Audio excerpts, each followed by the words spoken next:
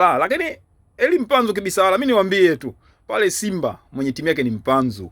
Ngine mtaleta maneno. Eli Mpanzu kibisawala, utulivu mkubwa ndani ya box. Pasi inaanguka nyuma ya migongo ya walinzi ya ya Clatous Chota Chama. Mpanzu anapiga kwa mguu kushoto, mpira kwenye neti. Bonge la kamba. Simba wanachukua ushindi ugenini katika mechi ngumu ambao umepigwa katika ule uwanja wa Airtel.